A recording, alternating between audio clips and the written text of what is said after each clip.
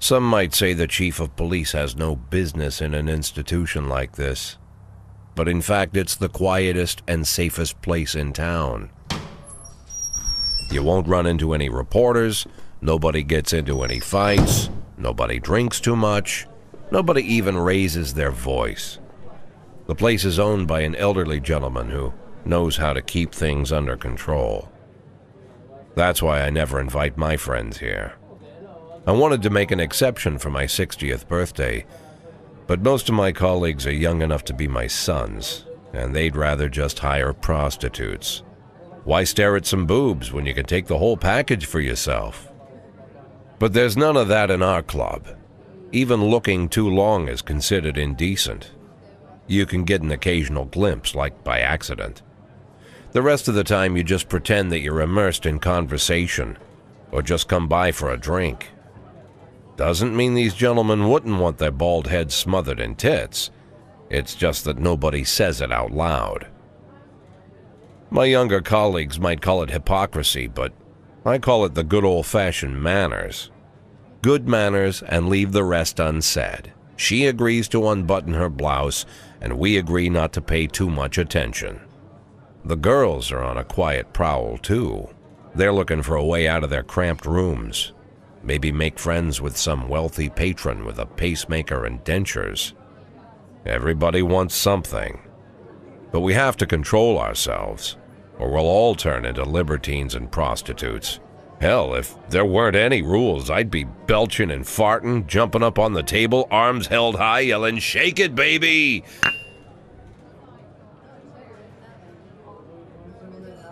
No idea how I got so barbaric.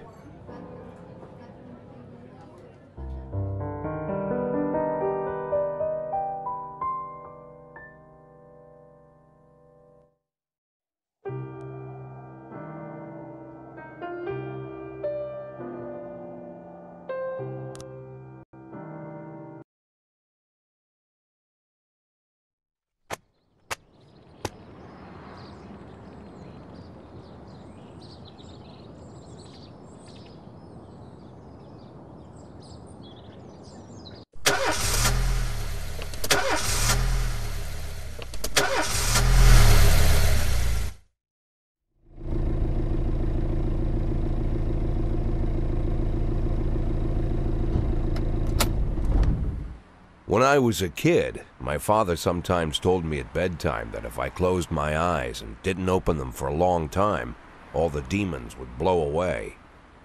Yesterday I turned 60, but I still take his advice. Not because I'm sentimental or want to keep the memory of my father alive. I just can't think of a better solution. To get away from all the demons that haunt Freeburg, I'd need to wear a blindfold 24/7.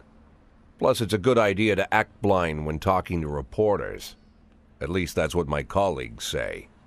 They're afraid of press conferences. But for me, it's more like a confessional.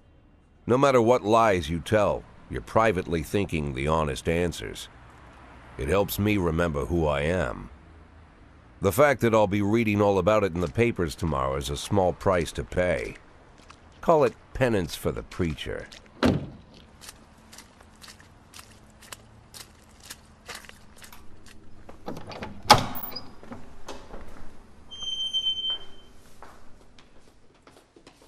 This is the first time I'm afraid of those answers my mind has given me. Not because I'm mad I'm losing my job. Though it's true, I'm mad as hell. Not because I subconsciously blame everyone else. Though I damn sure do blame them. And don't even ask me what my next move is. I can't imagine. But even that doesn't scare me. The worst thing is, I know I'm gonna have to do something. And I'll be damned if I know how far I'll go. I may have a lot of vices, but predictability isn't one of them.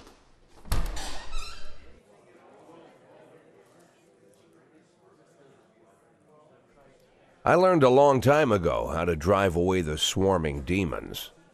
But what do you do when they're trying to rip your soul from your skin? Shutting my eyes tight as I can. The best solution remains the same: play blind. I just hope the reporters think I was blinded by the camera flash.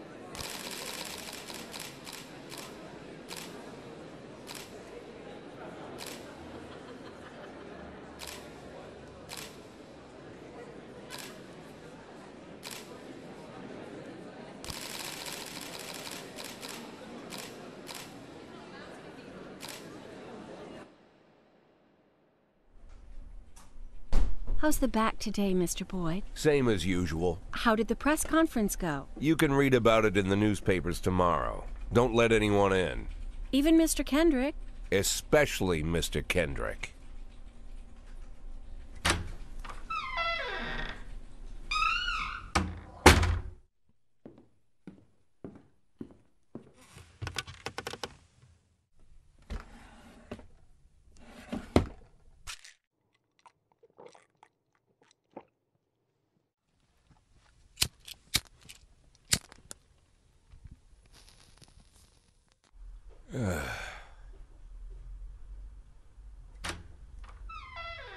As soon as I heard the door creak, I knew what face I'd see. When I tell Emma not to let anyone in, there's only one man it could be. Rude, arrogant, no warning. That's Mayor Rogers in a nutshell. White summer shoes, white socks, white shorts, white polo shirt, and the white smile of a hungry shark. Mayor Rogers enters every room like he owns the place. Even the floorboards under his feet sound like they're creaking an apology. He never shied away from the odd corruption scheme. It's like the devil walks behind him. In the movies, the villains controlling the city play golf with the judges. Rogers plays tennis with them instead. That's about the only difference. Jack, I was hoping to catch you after the press conference. You ran away so quick. There's no smoking at City Hall. No reason for me to hang around. Well, this morning I signed a ban on smoking in all public buildings. Soon you won't be able to smoke here either. Soon enough I won't be here at all. That's what I wanted to talk to you about. The people of this city like you, Jack. The police chief of all people. Don't betray that, Jack. Don't get wrapped up in any schemes. Sit nice and quiet for the next 180 days, and you'll be remembered as a hero. That's the only thing that you still have left. Be the hero. Then how am I supposed to scrape together a retirement fund? You had a million chances to secure a luxury pension, one that even I would have envied, although I've never set aside any money for myself. I'm not planning to retire anytime soon.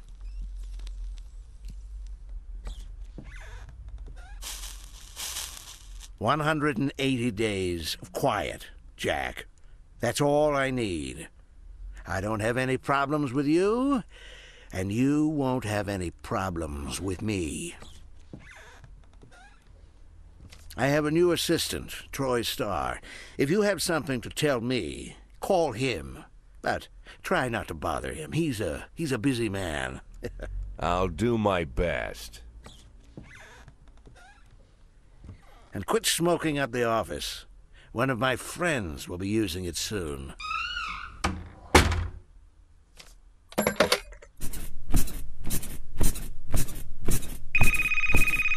Oh, I'm sorry, babe. Only the mayor has this number. Mr. Mayor? Yeah, is this Troy Star? Yes? Go fuck yourself, Troy Star.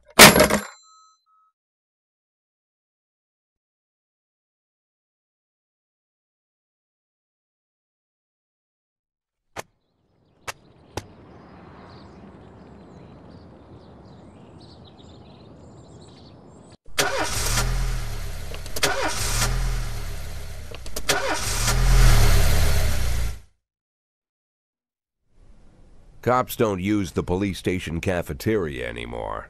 There's some kind of stigma against sitting shoulder to shoulder with your partners. Everybody just takes snacks from the machines or grabs a meal and hammers it down in the corner like a vulture on a corpse. The main thing? Don't look into anyone's eyes. Could be construed as an invitation to sit together. The only people eating here are ghosts.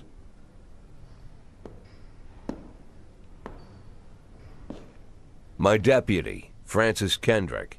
He recently became one of those ghosts. The subject of one of the most devastating corruption scandals in the history of Freeburg. No evidence to support the accusations, but everyone knows Kendrick's days are numbered. I need that file I asked for. Needs to be ready tonight. Francis didn't say anything, but I understood. Ghosts aren't supposed to talk. Besides, I got a feeling he was already finished.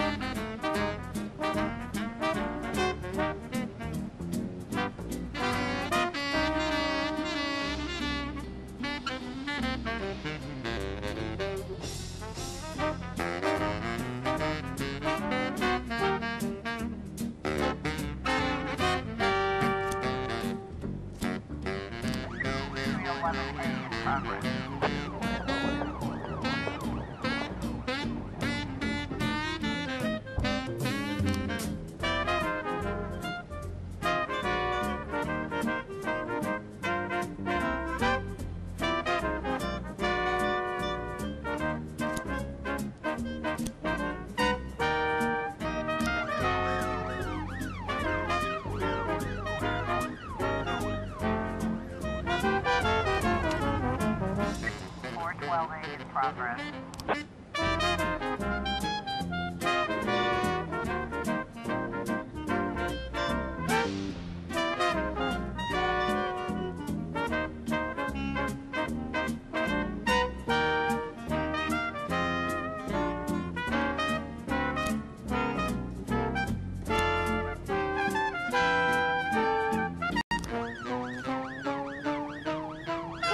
Officer on scene. Looks like we have a situation here.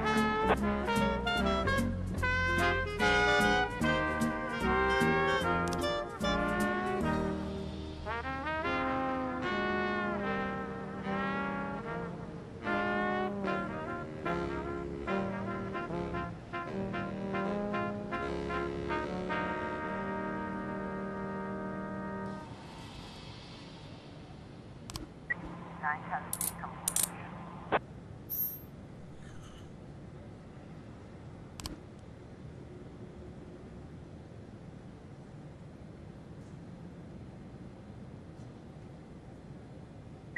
.311A complete.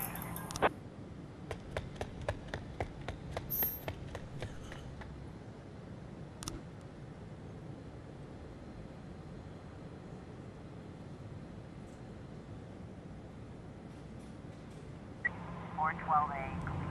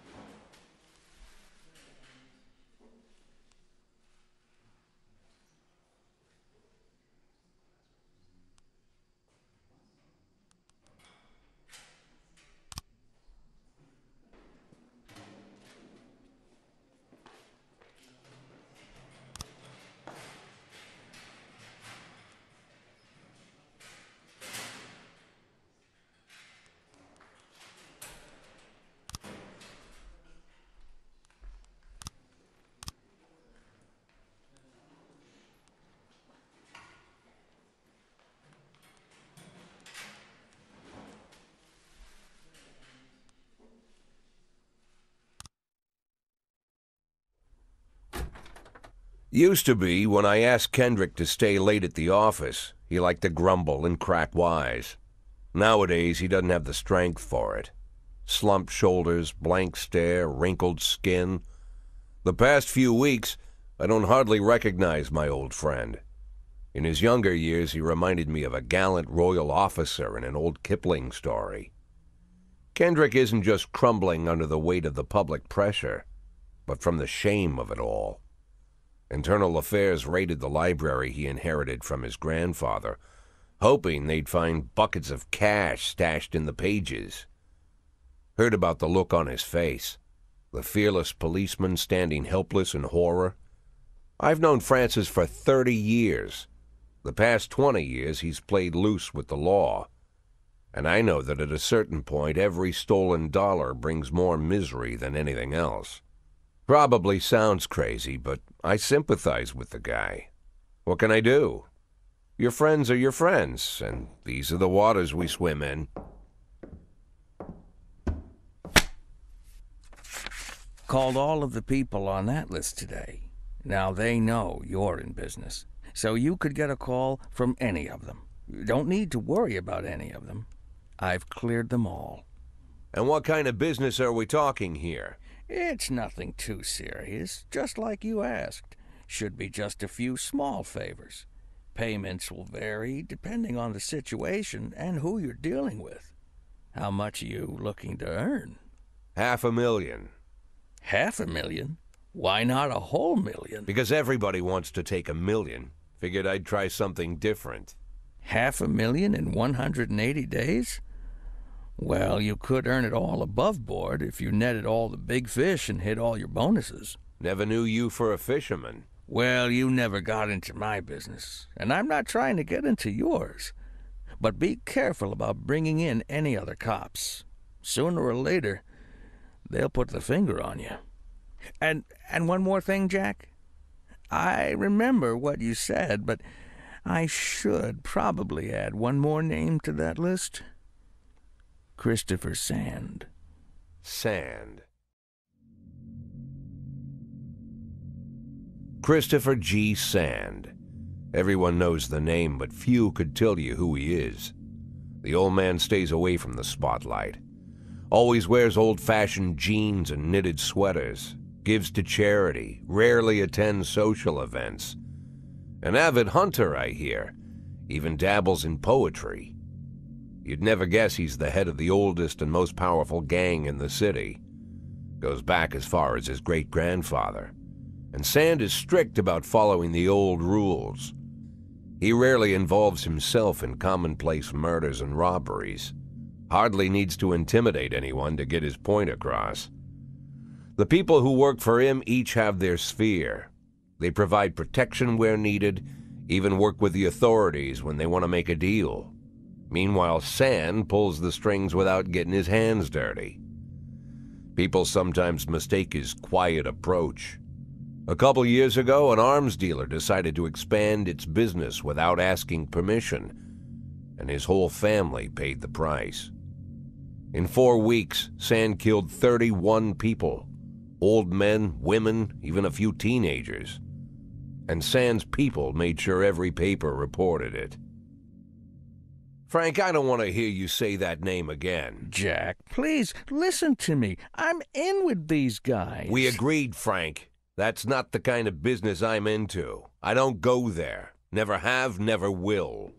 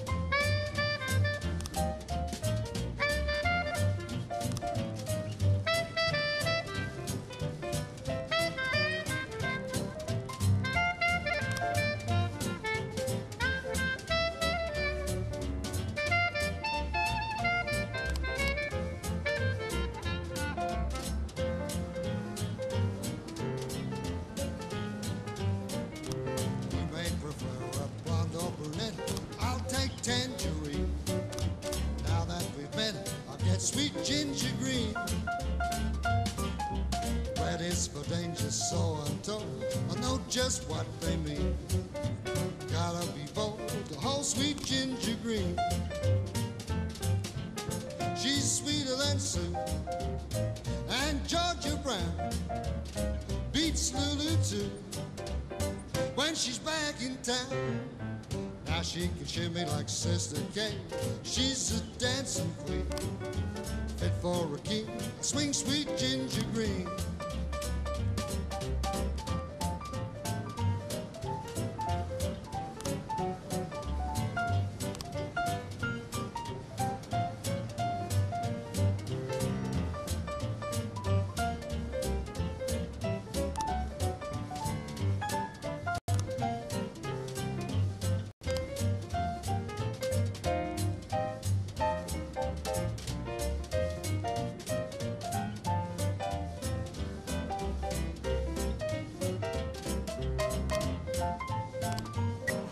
In progress.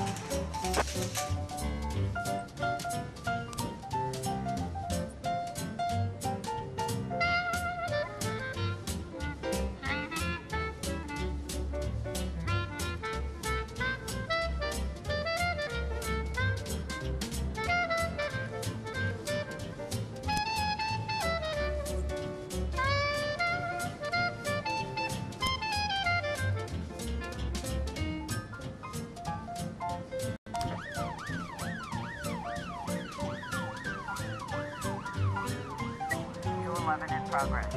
Now she can shimmy like Sister Kay. She's just a dancing queen, fit for a king. Swing sweet ginger green.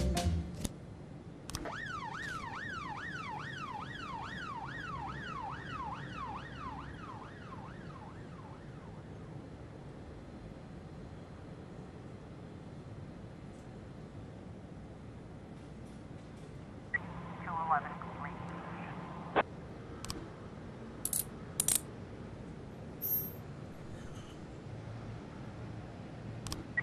1210 in progress.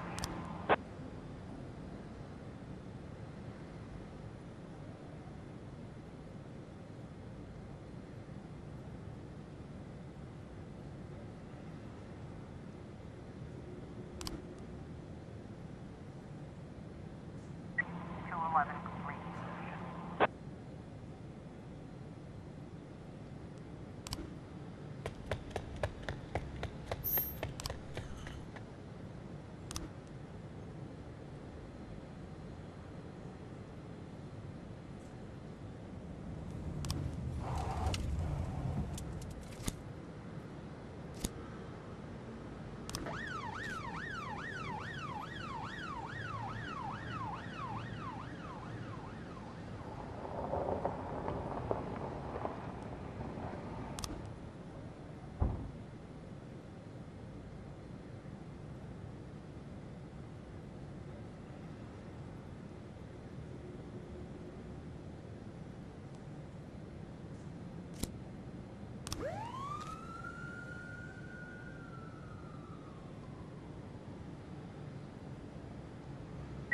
1210 complete.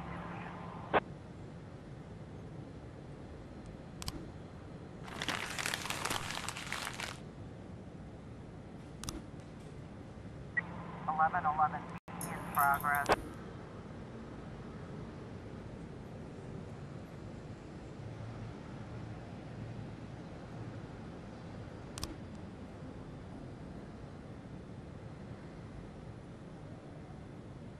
Or 11 in progress.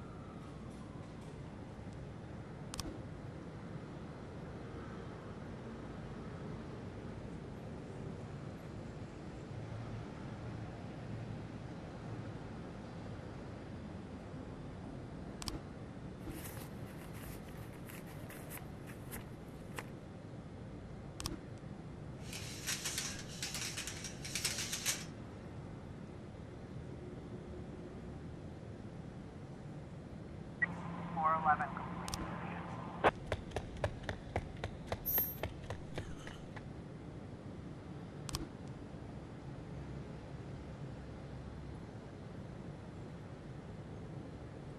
We've got a situation here.